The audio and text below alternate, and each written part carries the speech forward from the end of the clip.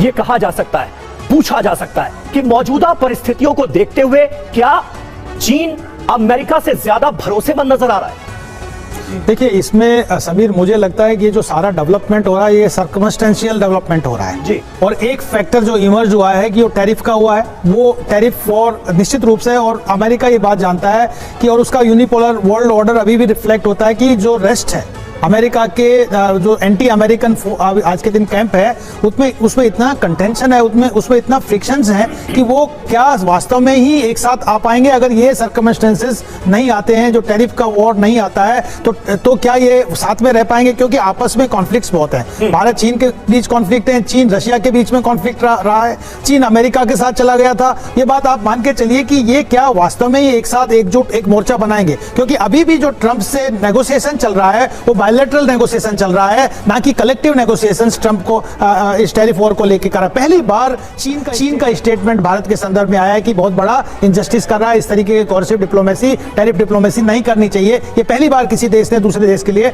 बोला है। बाकी सब इंडिविजुअली नेगोशिएट कर रहे हैं। तो सवाल जो बड़ा एक सवाल उठता है कि जो रेस्ट में कन्फ्रंटेशंस है, प्रॉब्लम्स हैं, क्या वाकई ये सस्टेनेबल है या एक पर्टिकुलर इशू, क्योंकि जिस दिन टैरिफ का रिजोल्व हो गया, भारत के साथ हो गया, बाकी देशों के साथ हो गया, तो क्या ये अलायंस बरकरार रहेगा, ये ब्रिक्स रहेगा, एससीओ उतना मजबूत रहेगा, या भारत या बाकी देश इंडो पैसिफिक स्ट्रेटेजी और क्वाड के माध्यम से नेगोशिएट करेंगे? तो ये मुझे लगता है कि हमको लॉन्ग टर्म इंटरेस्ट देखना चाहिए। चीन और भारत के बीच में कॉन्फिडेंस बिल्डिंग मेजर्स एक सबसे पहला एक इनिशिएटिव होना चाहिए। ठीक है, बिल्कुल। और संजय भारद्वाज सर, ये भी देखना होगा कि एससीओ की जो समिट होने वाली है और इसके बहाने जो ये नया गठबंधन नजर आ रहा है आरआईसी का, ये क्या परमानेंट होने वाला है? और अगर ये परमानेंट होगा तो इसका क्या असर पड़ेगा वर्ल्ड ऑर्डर, खास तौर पर अमेरिका पर? इस पर हम बात कर रहे हैं। लेकिन एक और बड़ी खबर टैरिफ पर अमेरिकी विदेश विभाग की तरफ से एक और स्टेटमेंट सामने आई है। विदेश विभाग के प्रवक्ता टॉमी पिकॉट की तरफ से क्या कहा गया? भारत हमारा रणनीतिक साझेदार है, भारत से हम पूरी स्पष्ट बातचीत करते हैं, भारत से बातचीत जारी रहेगी। तो यहां पर आप देखिए दो अलग अलग बातें आ रही है। डोनाल्ड ट्रंप एक तरफ बोल रहे हैं कि जब तक मामला हल नहीं हो जाता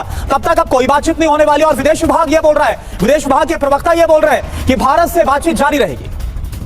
तो ऐसा साफ तौर पर नजर आ रहा है कि इस वक्त अमेरिका में के अंदर एक मेजर कंफ्यूजन है। कंफ्यूजन यह है कि पहले डोनाल्ड ट्रंप कुछ बोलते हैं, ये वही डोनाल्ड ट्रंप है जो पहले भारत को एक बहुत बढ़िया साझेदार और फ्रेंड बोलते थे, लेकिन अचानक से क्या किया? डोनाल्ड ट्रंप की तरफ से कहा गया।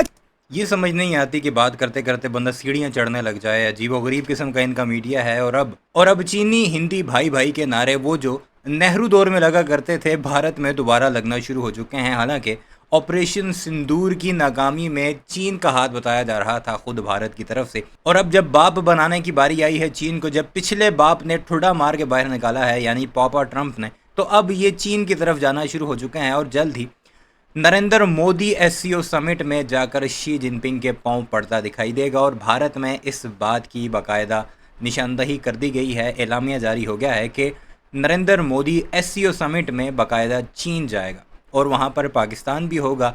पहले ये पाकिस्तान से नज़रें चुराया करते थे, अब देखते हैं ये किस तरह नज़रें चुराते थे, जबकि ऑपरेशन सिंदूर के बाद सारा का सारा मलबा ये चीन पर डाला करते थे। इसे कहते हैं टेबल का टर्न होना, कि कैसे अब भारतीय अपनी औकात पर आएँ। और इनके बारे में जो मशहूर है, बगल में छुरी मुंह में राम राम, चीन को भी बचना चाहिए, यानी समझना चाहिए, बल्कि चीन समझता ही है।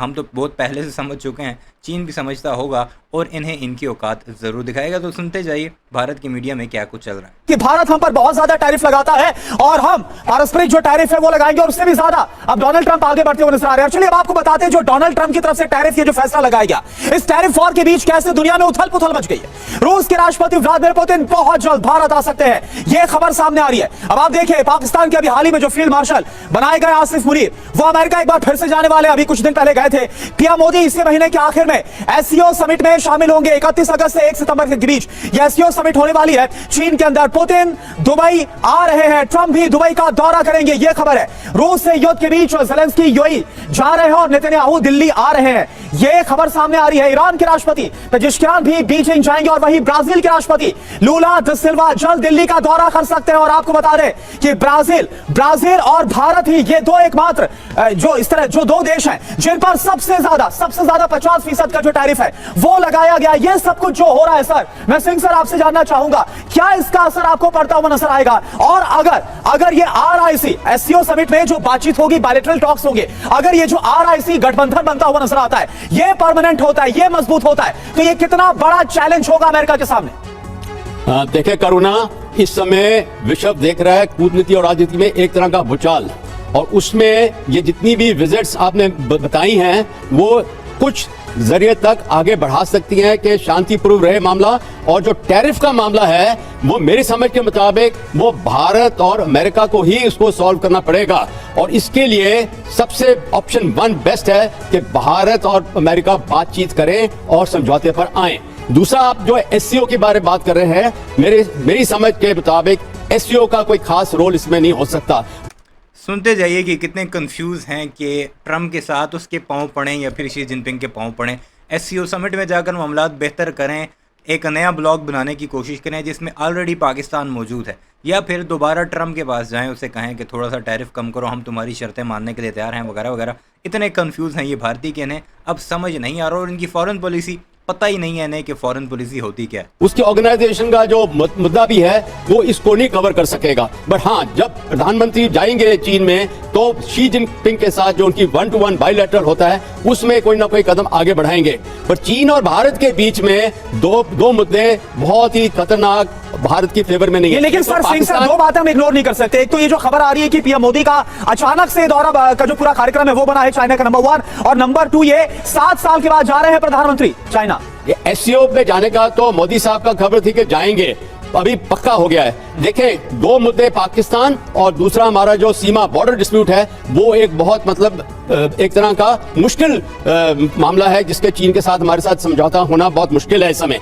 परंतु अगर बॉर्डर को अलग रखते हैं तो ये 21st सेंचुरी एशियन सेंचुरी गिनी जा रही है, उसमें भारत और चीन को एक समझदार देश बनके आगे बढ़ना चाहिए जो कि अमेरिका के सामने हम पेश आए। दूसरा है कि रूस के अभी राष्ट्रपति पुतिन का भी है, पहले किया गया था कि एंड ऑफ अगस्त शायद आ जाएं, तो बहुत जल्द आएंगे। ट्रम्प की विजिट है अगले हफ्ते पुतिन के साथ। तो ये सब मामले जो हैं इसमें कुछ ना कुछ नतीजा मिलेगा। जैसे कि आपने बोला रिक, देखो रिक भी एक बहुत लूज कंसेप्ट है इस समय, पिछले 20 साल में आगे नहीं बढ़ सका।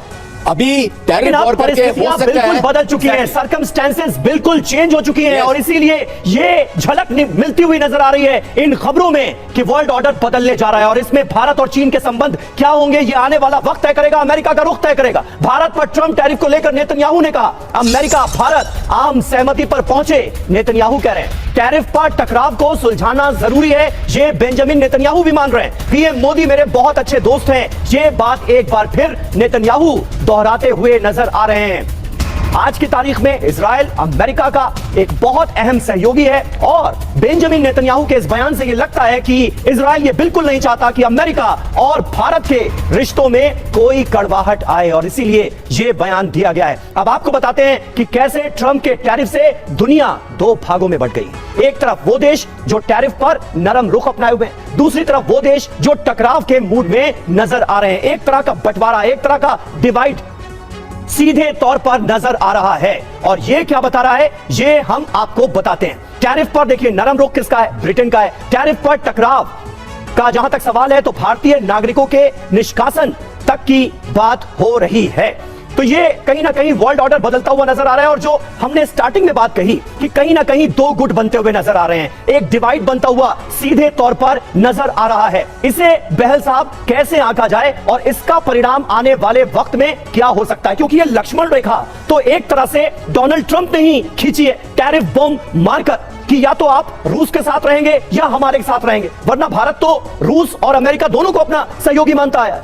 बिल्कुल सही कह रहे हैं आप, बहुत ही अच्छा प्रश्न है ये। सबसे पहले अमेरिका के अंदर एक हवा बनाई जा रही है कि इंडियंस जो है, जो कि बहुत ही प्रोफेशनल है, वो जॉब्स लेके जा रहे हैं अमेरिकन्स के, और ये बात को बार बार वहां पे इस समय दोहराया जा रहा है। और दूसरी चीज है, अगर हम एवरेज टैरिफ देखें आज जो ट्रंप ने लगा रखा है पूरे विश्व के अंदर, वो है 17%, और भारत ने क्या लगाया है एवरेज, ये गोल्डमैन सैक्स के हिसाब से 16.2% हमारा एवरेज टैरिफ है। लेकिन एग्रीकल्चर डेयरी प्रोडक्ट्स पे 36 से लेके 37% है, क्योंकि हमारे 86% फार्मर्स जो है वो 2 हेक्टेयर या उससे कम की जमीन।